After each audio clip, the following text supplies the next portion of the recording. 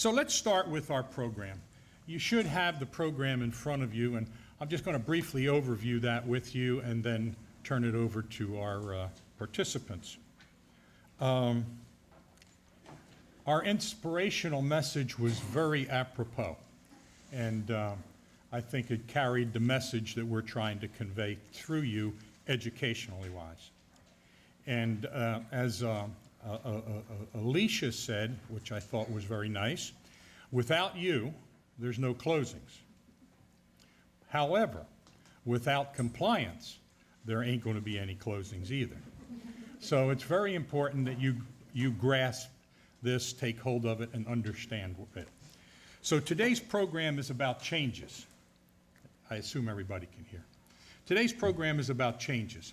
And these changes are going to affect every residential real estate closing that you will be involved with that is financed by a mortgage. So that's pretty much says it all.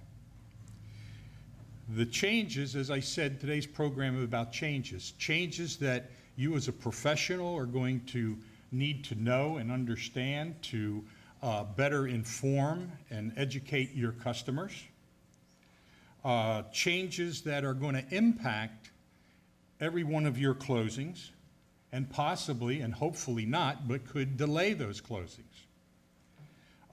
Changes that are going to be incumbent upon you in recognizing these changes to develop your closing team of your lender, your closing professional, all with a view towards a seamless closing, a timeless closing.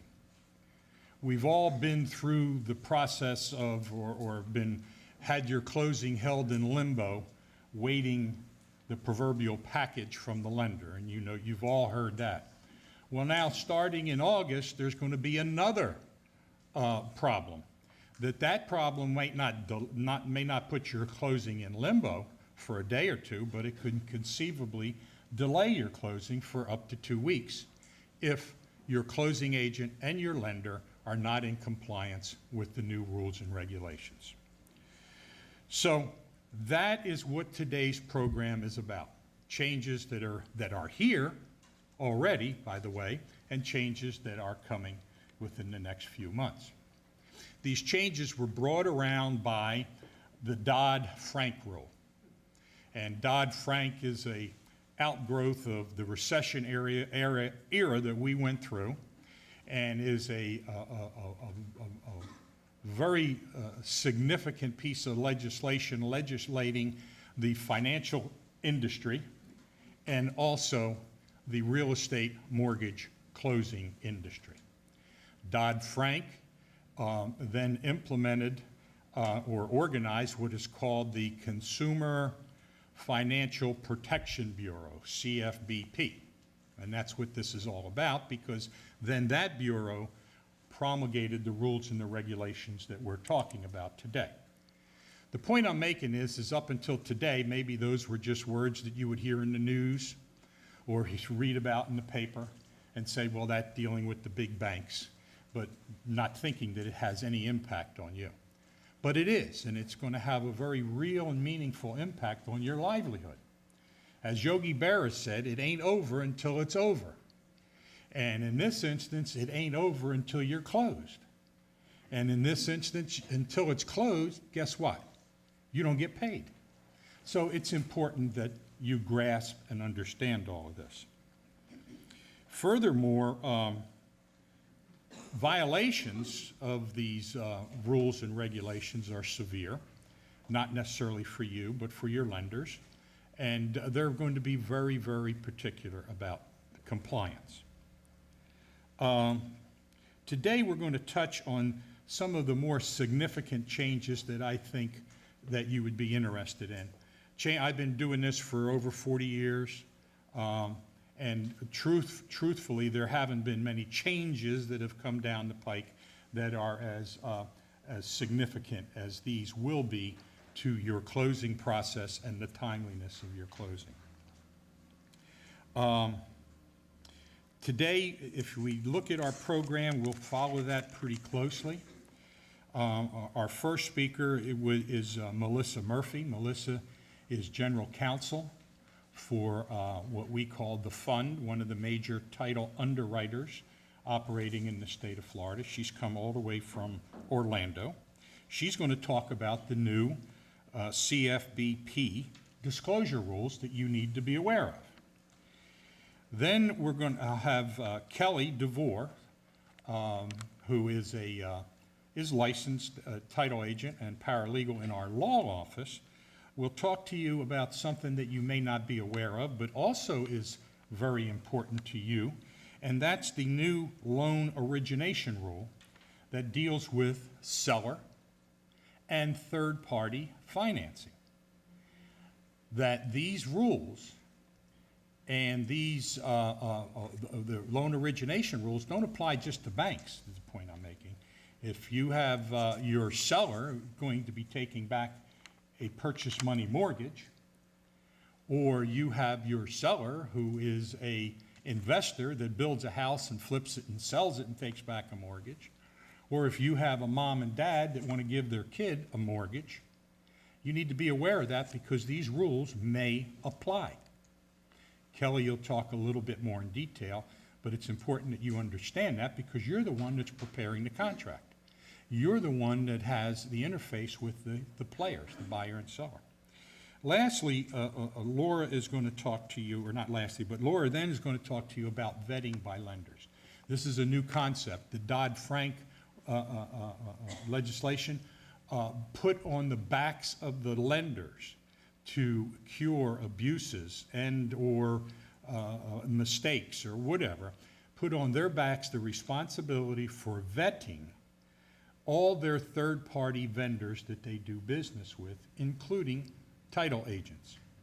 And this is going to be, we don't know yet how it's going to fall out, but Laura's going to talk about the vetting process and the title industry to respond to this vetting process has come up with best practices, what's called ALTA best practices, and deal with 7 pillars that each title agent and title company needs to be compliant with and will eventually be looked upon or looked at by the lender.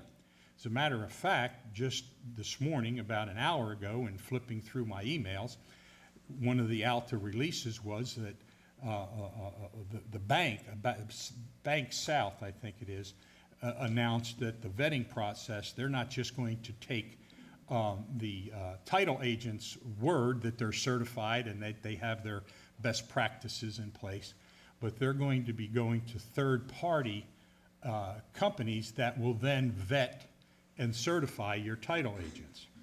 So we're entering into a whole new era that's putting a premium on everybody, starting with you, through the lender, and through your closing agents, of professionalism and experience, and for you to get to an orderly and timely closing. Lastly, real quick, Michelle will sum up for you. Michelle Heiser, she'll sum up for you and talk to you or just point out to, and it's in the material there, 5 things that you as a real estate agent should know about these disclosures. Then hopefully you'll go home, you'll study them, and if we're available either at the firm or at the title company for any questions or we can be of any help, fine. So with that said, let me bring up Melissa Murphy. Melissa is Senior Vice President and General Counsel, as I said, with the fund. She has been in private practice in Gainesville for over 30 years with a focus on real estate, and she has served on the Executive Council of the Real Property, Probate, and Trust Law section of the Florida Bar and was one of its past chairs. So without further ado, Melissa, if you could come up. Thank you.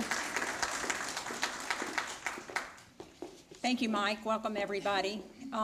It's very nice to be speaking before the Women's Council of Realtors because when I was in private practice in Gainesville, I was a member of the Women's Council of Realtors associated with the GACR, Gainesville Area Alachua County Board of Realtors. It was one of the organizations that I joined right when they started that chapter. So it's nice to be here with you. And if I could say one more thing about the estoppel legislation that is working its way through the Florida legislature. That is a bill that is sponsored by the Florida Land Title Association. Again, your title industry working for you and for the consumer. But FLTA is very lucky to have the support of Florida Realtors in that effort. So if you are asked to send an email or a letter to your legislators in support of that bill, please respond, because at some point the management industry will figure it out and will organize and try to defeat the bill. But it does do a great deal to facilitate getting closings done and do away with the apparent overreaching of some of the management companies in the terms of the estoppel fees that they're charging and the delay that they cause in closing. So I would encourage you to be supportive of that. All right, so on to my presentation. You'll see that the title of this is It's Not All About the Form. Yes, I am going to talk about the fact that starting in August, there's no longer going to be a HUD-1 for residential closings where there's a new mortgage loan being obtained. It's going to be a closing disclosure, a very different form, but in many ways similar to what you're used to seeing, and I'll talk about that. But the ramifications of these new rules go beyond the fact that there's just a new form that's going to be used at closing. So that's what I want to focus on. Oh, yeah, I can say. Next slide. Thanks, Alicia. And I'm a wanderer, but I can't wander because Mike's taping this. So let me know, cameraman, if I wander too far. All right. Dodd-Frank created the CFPB, the Consumer Financial Protection Bureau, and with respect to the topic that I'm talking about today, CFPB was directed to combine the disclosures that are given to buyers when they're borrowing money to buy a house and reduce the number. So that was their task. The effective date of this regulation is August 1st, 2015. Let me quickly say that the rule does not apply to all closings that happen after August 1st, but all closings that are based on a loan application being submitted on or after August 1st. So you may not see this new closing disclosure utilized until September, sometime in September. So it's not automatically all closings. It's only those closings based on a loan application submitted on or after August 1st. Next slide. Transactions not covered by this new rule. Cash transactions. So if you have a cash transaction, woo-woo, old HUD, regular old HUD, great. Cash transactions are going to be exempt from this. Commercial transactions, commercial loans, not covered by these new rules. HELOCs, home equity lines of credit, they're not covered by these rules. And then reverse mortgages. For some reason, they carved those out. And with reverse mortgages, lenders will use the good old-fashioned HUD. Okay? So we're only talking again about residential closings with a new mortgage loan. Next slide. So here are the new forms. The new rules combined the good faith estimate, the GFE, and the initial truth in lending into a new document called the loan estimate. That'll be done by the lender. It'll be generated by the lender. It will be delivered to the buyer within 5 days after they apply for the loan, just like the GFE is done today. But the big change to you is that the final truth in lending document and the HUD-1 have now been combined into a new form called the closing disclosure. Very quickly, the new closing disclosure is 5 pages. First page looks a little bit like truth in lending. It's got the loan amount, the interest rate, the monthly payment on the front. Page 2 of the closing disclosure looks like page 2 of the HUD. Itemizes the closing costs, a buyer column, a seller column. There's an other column, but itemizes closing costs. It's a little different than the HUD-1, but basically the same. For example, there are no line numbers anymore. I don't know why, but there are no line numbers. There are groups of different types of closing costs, but you can no longer say, look at line 1101. That's where I collected the survey. No line numbers anymore. Page 3 of the new closing disclosure looks like page 1 of the HUD. Now you've got a seller in there. Finally, somebody mentions the seller. Looks like page 1 of the HUD with 2 columns. Buyer's costs are on the left, seller's costs are on the right. Purchase price. credit for the deposit, prorations of taxes, proration of homeowners association fees, whatever the prorations will be, payoffs, sellers' payoffs are on that page, bottom line due from the buyer, bottom line net to the seller, just like page 1 of the HUD. Page 4 of the new closing disclosure gives the buyer information about prepayment penalties, late fees, if it's an adjustable rate mortgage, some disclosures about the adjustable rate, adjustable nature of it, assumability, that type of basic loan information. And then page 5 has some information that traditionally was on the truth in lending, the total of the payments, the amount financed, the annual percentage rate, and then a whole new number that CFPB felt was significant. And it is the relationship between the total amount of interest that the buyer will pay over the life of the loan compared to their original loan amount expressed as a percentage rate. All right? Total amount of interest over 30 years compared to my original loan amount, it's going to be a big number. It's going to be like 70%, 80%. So it'll be really interesting to see how consumers react to that number initially, because it's a big number. Okay? Next slide. Remember, it's not all about the form, because you will learn the form. You'll get familiar with the form. You'll figure out where the information is that you want to zero in on. But what we're going to talk about now are the other rules governing the use of this form and how it will affect your closings. Next slide. So here are my hot topics. Who's going to prepare and deliver the closing disclosure to the buyer? Borrower has to receive the closing disclosure 3 business days prior to closing. So no longer are closing statements sent the morning of, an hour before, 3 business days prior to closing. What changes can be made to the closing disclosure after it's been delivered? Because I never met a HUD that was perfect the first time around, okay? Changes are gonna happen. How does the rule address those? And then I want to talk briefly about the impact of these new rules on standard contract provisions that we're all used to dealing with. All right, so first hot topic. Who will prepare and deliver the closing disclosure? The rules clearly make the responsibility for preparation and delivery the lender. They clearly put that responsibility on the lender. Well, that's new.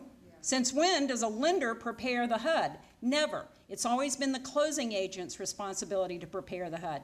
The new rules put that responsibility on the lender to prepare and deliver. And we're going to talk about the ramifications of that. The lender can delegate that to the closing agent if they choose to, but it is the lender's responsibility to do that. So sometimes the settlement agent might prepare it, but that will be the lender's decision. Bank of America, Chase, Wells Fargo, and I think SunTrust in some situations have come out and stated very clearly they are going to prepare and they are going to deliver. We don't know what the other lenders are going to do. We are not hearing from them in any organized fashion. Whether or not the smaller lenders that you deal with will have the ability from a technological standpoint to prepare a closing disclosure or have the staff trained to do it is up in the air, and I'm not questioning that they have the ability to do that if they choose to. I'm just saying they haven't told us what their plan is. But if you're dealing with Wells or Bank of America or PNC is another one that has said they're going to do it themselves. So you know right away, if you're dealing with those lenders, what the process is going to be. Okay, next slide. Let's talk about this 3-day waiting period. The closing disclosure can be delivered personally to the borrower, and it actually can go by any method where a receipt is obtained. Hand delivery is one option.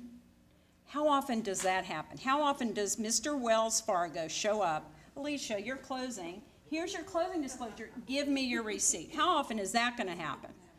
All right. Courier. I'm going to overnight this to Alicia. The only address I have for her is her home address and her doesn't look old enough to have an 18-year-old son hanging around. You do? Oh. 17-year-old daughter. Okay. Her 17-year-old daughter, who happens to be at home when Federal Express comes by, can't sign for it. Alicia has to sign for it. Alicia's out selling property, okay? So lenders are not going to rely on overnight courier for delivery because they don't have any guarantee they're going to get the consumer signature. So methods without a receipt, first-class mail. Here's the trick. If you send it by first-class mail, you have to add 3 more days. So 3 plus 3 makes 6. So you will start hearing things in the industry, and you'll hear people like Mike and his staff people say, 3 days really means 6 days, because that's why. So if the lender chooses to send by first-class mail, they're going to have to send the closing disclosure out a week ahead of time, a week prior to closing. Now, email works also, but the lender has to comply with some technical things in order to be able to send by email. One is to get the consumer's permission ahead of time to deliver via email, not simultaneously with, and the consent can't be an email. It has to be a hard copy thing saying it's okay to email to me. So lenders, I hope, will collect that as part of the loan application package. If they do email, again, the presumption is that it takes the consumer 3 days to open their email. 3 plus 3 is 6. So lenders are going to want to email it out 6 or 7 days ahead of time. So we're not really talking about 3 business days prior to closing is when that closing disclosure needs to be done. We're really talking much longer than that. All right, next slide. How is this going to work? Information is going to have to be gathered ahead of time to complete the buyer's side of the closing disclosure at least 7 days ahead of time in order for the lender to get it done and delivered in a timely fashion. I put 7 days up here, and then 3 days ago, Chase Mortgage released a press release that said 10 days. Our policy is going to be we need all the information 10 days prior to closing in order to prepare the closing disclosure and send it out to our borrower. So it's not just 7. How is that information going to be gathered? Well, title agents, settlement agents, closing agents, they are going to have to collect that information and send it to the lender. So they are going to be looking to their partners in this closing, which includes all of you, to get them all of the information that you normally provide to the closing agent to them, not a day before the closing, not 3 days before the closing. If it's Chase, 10 days, and maybe other lenders, 7 days will be good enough, but way sooner in the process than you are used to doing. So no last minute bills, repair bills, or inspection fees, or oops, I forgot they wanted a home warranty, so now we need to add $450 to the buyer's side. You've got to change the way you organize your time and organize the way you process your files in order to make sure that you get that information to the closing agent when they need it so that they can get it to the lender, because if they don't have it and they don't send it to the lender can't do the closing disclosure. That closing is going to get delayed because the law requires 3 business days, which is really 6 business days. The information is going to flow from the settlement agent to the lender. It's going to flow back from the lender to the settlement agent when they send them a copy of the closing disclosure. Some lenders require that that be done electronically. Some lenders will still do email and faxes. That's really not your problem to deal with, but just understand that it's not real clear how that information is going to flow back and forth between the lender and the settlement agent at this point. Next slide. Now, I already talked about the fact that no HUD is perfect the first time it's done, and CFPB recognizes that there are going to be changes to a closing disclosure. So, after I've sort of painted this horrible scenario in which everything has to be perfect 7 days ahead of time, let me deliver some good news, and that is that changes are allowed that don't trigger a new 3 days. The only changes that do trigger a new closing disclosure to be delivered to the buyer that requires a new 3-day waiting period are these. Changes that result in a change in the APR, because remember now the closing disclosure includes the APR to the borrower. So if there's a change that triggers a change in the APR, a new 3-day waiting period is required, and that's a change up or down, up or down. If the borrower changes the loan program, and actually that's a boo-boo, it should say loan product. In your mind it's probably loan program, but technically the rule says loan product. So if a borrower decides at the last minute, you know, we're probably not going to be in this house as long as we thought, so instead of a fixed rate, let's get an adjustable rate loan because the initial interest rate is a lot lower, that triggers a new 3 days. A new 3 days if they change the type of loan they're getting. And then if a lender adds a prepayment penalty on the loan, a new disclosure is required that triggers another 3 days. I never saw a lender add a prepayment penalty at the last minute, but that would be something significant, so I guess I kind of go along with that one, but I never saw that. So changes can be made. So you get all the information to the closing agent, they get it to the lender, the closing disclosure is done, it's timely delivered to the buyer, and then you find out that the home warranty is $50 more than you thought, or the survey is $75 more than you thought. That change can be made, and the only requirement is that the corrected closing disclosure be delivered to the buyer at or before closing.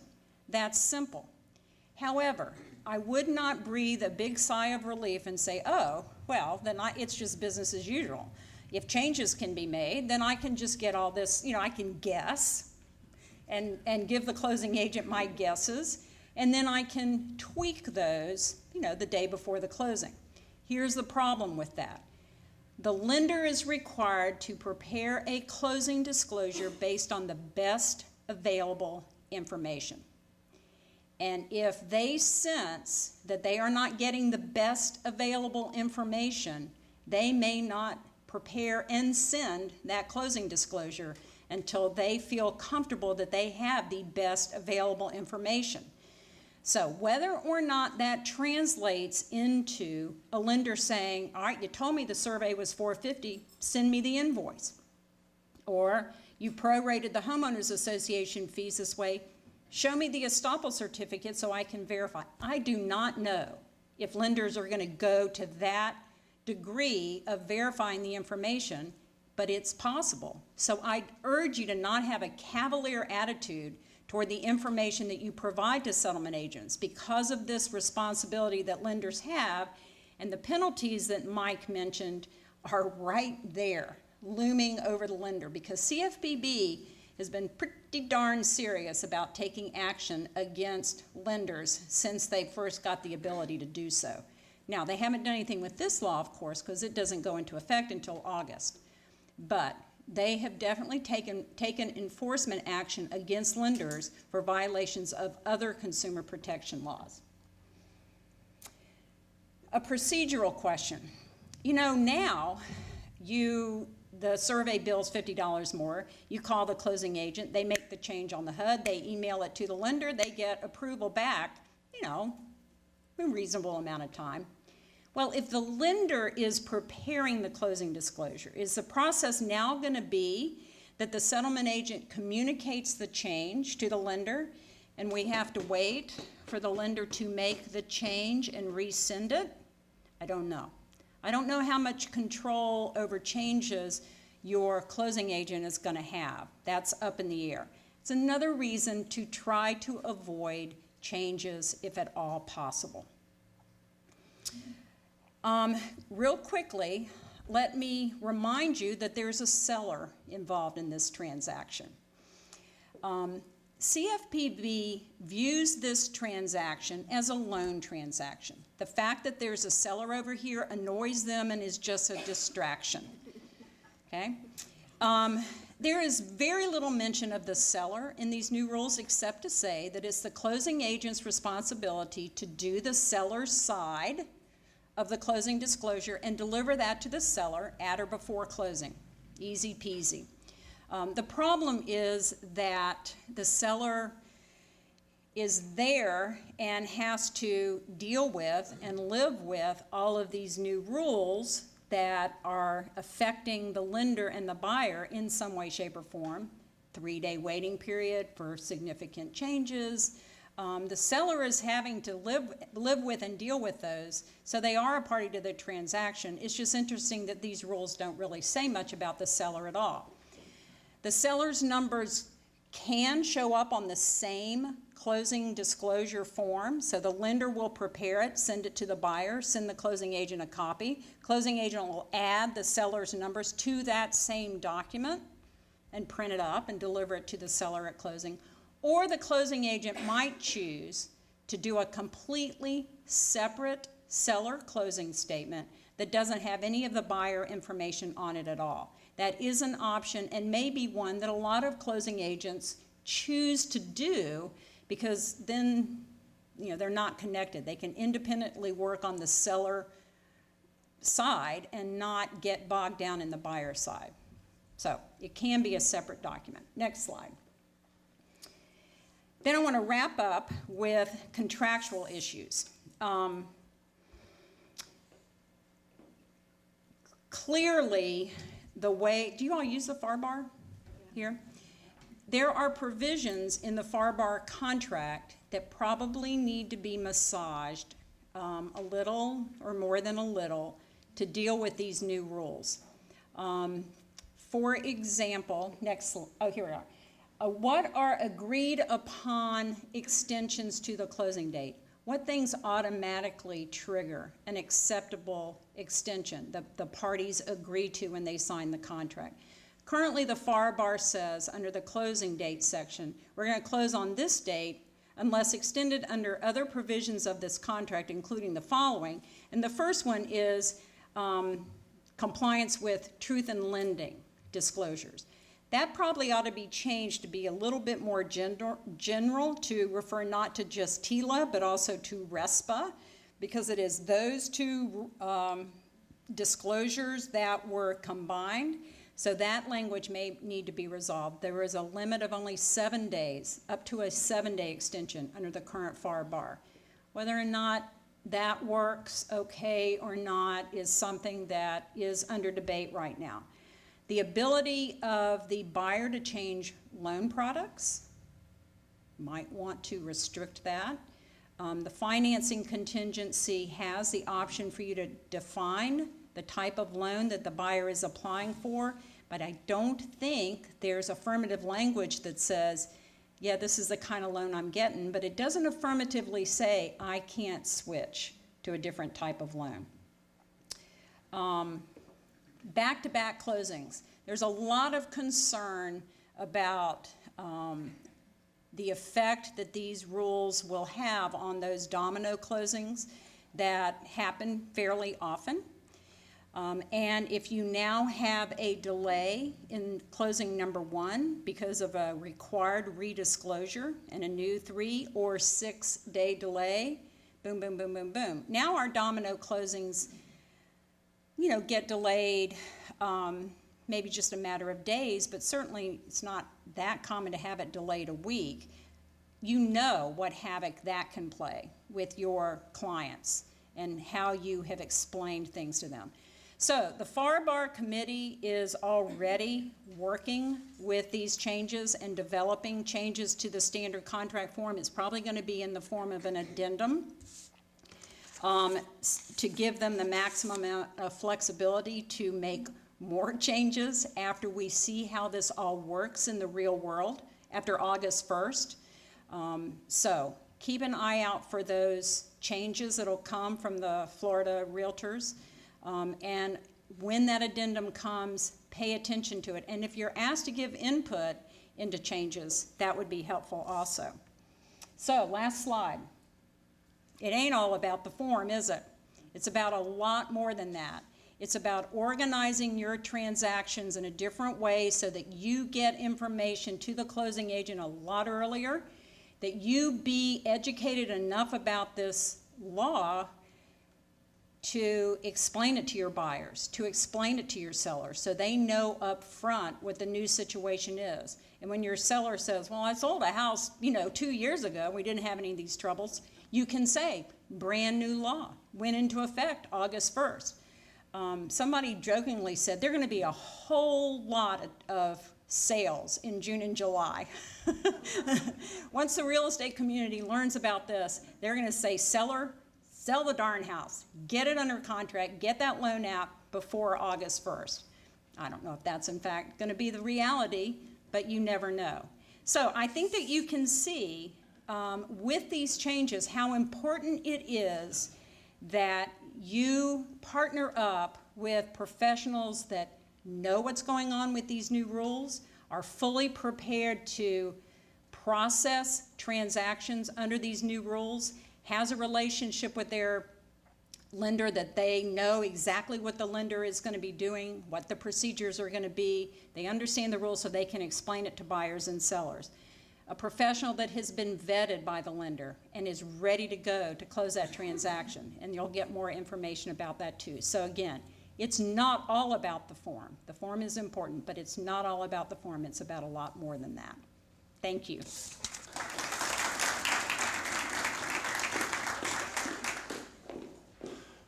Okay, we're going to quickly move along. I know everybody's on time. Kelly, come on up, just talk about a little bit about seller financing, third-party financing that you should be interested in. In the meantime, I'm going to give this to everybody. As you're hearing, a lot of the changes, we don't know the answers. They're evolving. And if you would care to give us your name and email address as these come out, we'll be glad to put you on our distribution list for additional information. Good afternoon, everyone. I'm going to give a brief overview of how the new regulations affect seller and third-party financing.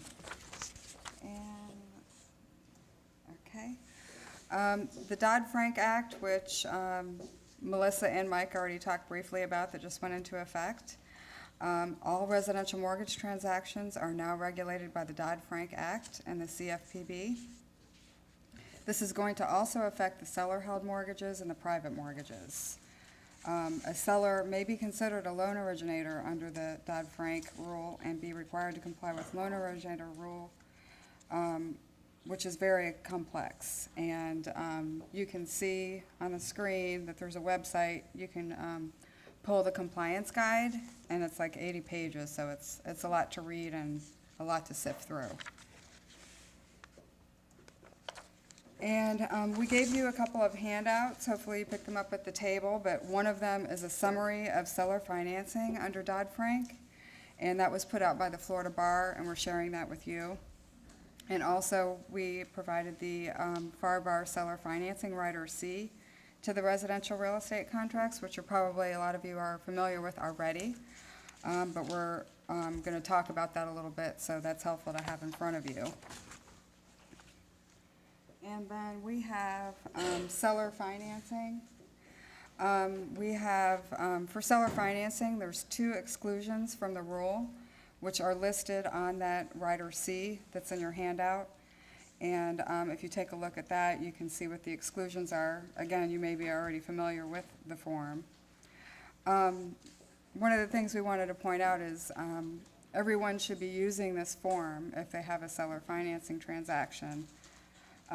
If it fits within your, if the seller fits within one of those exclusions, which they should, hopefully. And if they don't, then they need to seek advice of an attorney or a mortgage broker professional, because then they would have to comply with the Dodd-Frank rules and the loan originator rule. So hopefully they fit within one of those exclusions, and that would mean that they're exempt from the Dodd-Frank compliance. Most of the sellers will probably fit into that first exclusion. So that's good news that most of them will fit into that. One of the things we wanted to point out also is a lot of the contracts we've seen come through our office and through Pioneer Title that have seller financing for, a lot of people are not using the seller financing rider. And we think that that's recommended to be used because that gives the seller the information to make sure that he's in compliance, that either he falls within the exclusions or he needs to seek the advice of an attorney. So that's a good idea. And then also, if you have it might not be a bad idea at listing to show the seller that form and make sure that he's going to fall into one of those exclusion categories before he lists the property and says, I'm going to do seller financing, so that you make sure that he's complying and that his financing fits within that, that seller financing C.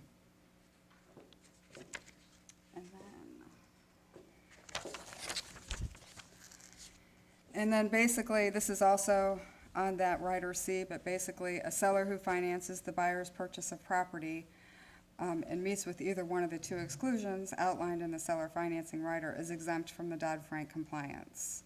And a seller who finances the buyer's purchase and who is not exempt from Dodd-Frank needs to talk to an attorney or a mortgage broker to make sure they can comply with those rules. Because, you know, those rules are 80 pages like we talked about, and it's just too much for everyone to sift through, a seller or you, to sift through. It's very complex. And then the next slide is just a copy of the Rider C addendum. I'm not going to go through it because I know everybody's probably seen it, but I just wanted to put that up there, and that's in your handouts also. And then the next slide is the seller investor. A lot of us deal with sellers who are investors. You know, they own several properties, and they are a lot of times they may build a home or remodel a home and then sell it, and they own it free and clear, so they're going to take back seller financing. Many of those sellers are not going to fit into the exclusions because you can only do so many within a certain time period. So they would not qualify for those exclusions, and they may be considered a loan originator under the Dodd-Frank and the loan originator rule. So that, I mean, that could affect a lot of people. Let's see, and then again, you know, that rule is very complex. So let me get the next slide. Okay, penalties. The penalties are very high for noncompliance. For instance, some of the violations could start at $5,000 per violation per day, and they could be higher. That's just an example.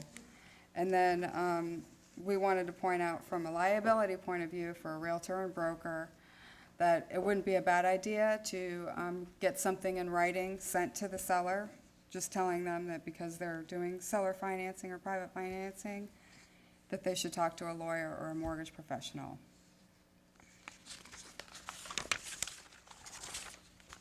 Excuse me. Okay, then the next slide is just an overview of the exclusions, and again, that's on that Rider C that you have. So I'm not going to go through each page or each item, but that's something that you can look at.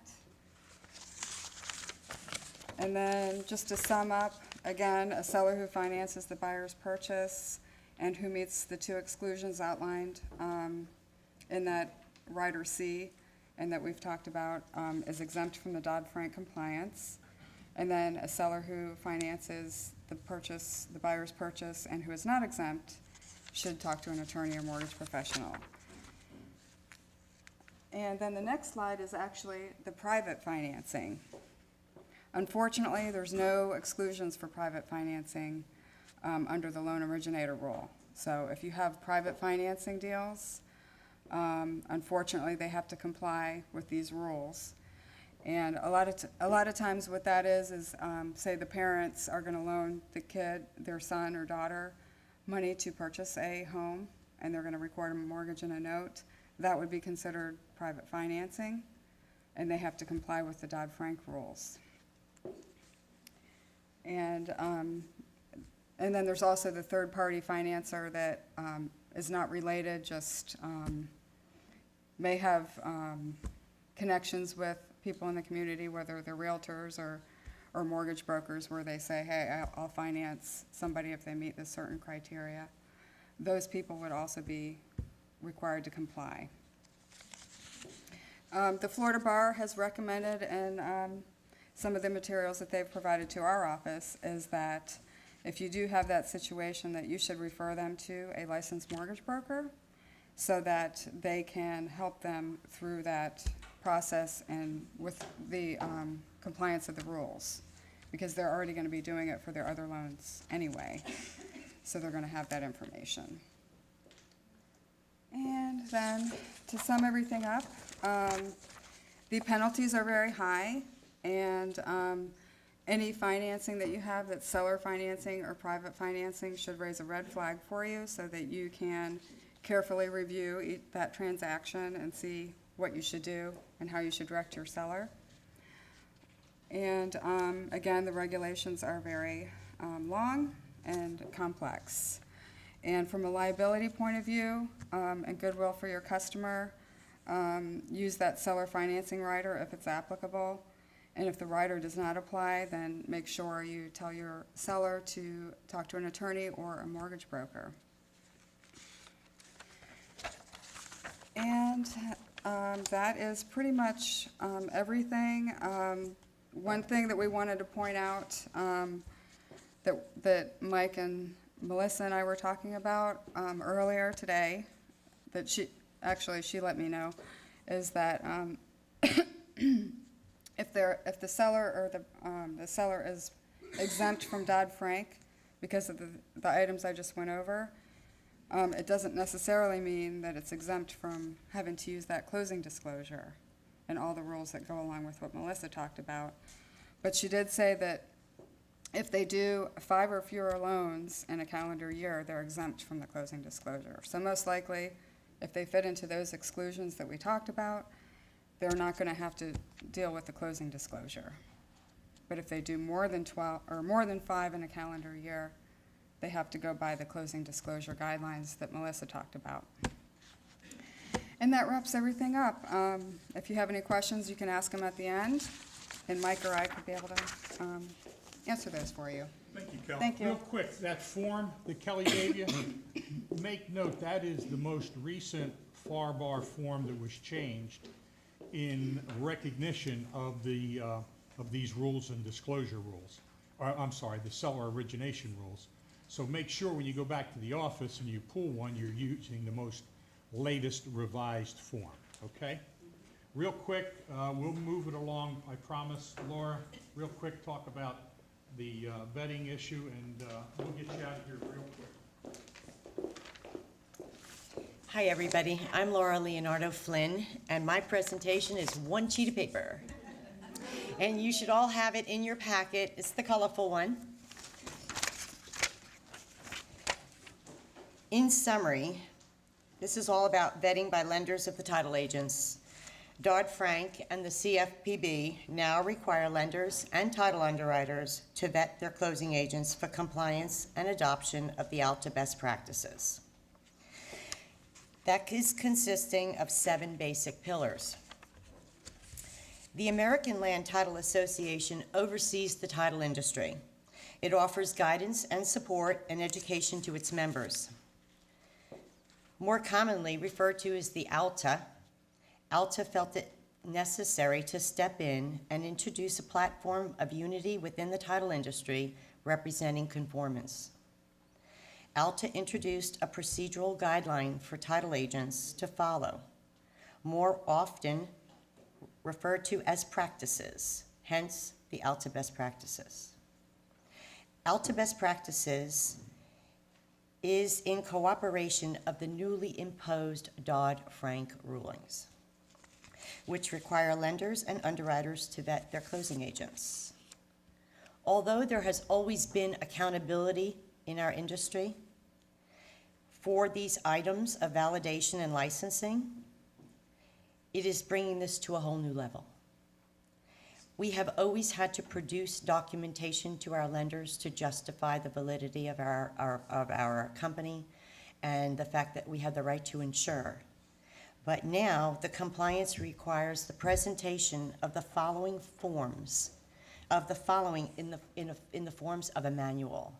And that's what's on that platform that I gave you of that flyer.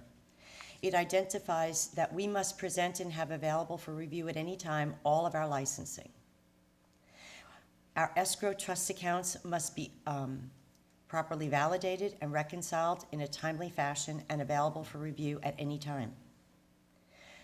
We must provide a privacy statement recognizing the importance of the personal information that we are taking into our office. Recording and pricing procedures, we are accountable for those items. Title policy procedures, we must have a proper register, our policy numbers, and the accountability to both our underwriters and the lender that these policies are being issued in a timely fashion. Professional liability insurance is a necessity, always has been, but now we must have our errors and omissions insurance available for review, our bonds, fidelity bonds, and such available. Resolving consumer complaints, we must have a process in place, a form available for the consumer to place those complaints. It's not just taking a phone call nowadays and addressing the problem. If it escalates to what we call a complaint, it must be addressed in a formalized way. Fortunately, they're allowing us to summarize this documentation in a certification package. So, in addition to everything else that's been discussed today, the lenders are going to be reaching out to us and asking us for our certification packages. We, at our office, are prepared with the certification package in summary. It may happen sooner rather than later, we're unsure, but just reach out to the appropriate parties that you're familiarized in working with and be sure that everybody is ready so that when they throw the switch, we're all ready and accountable. Thank you very much.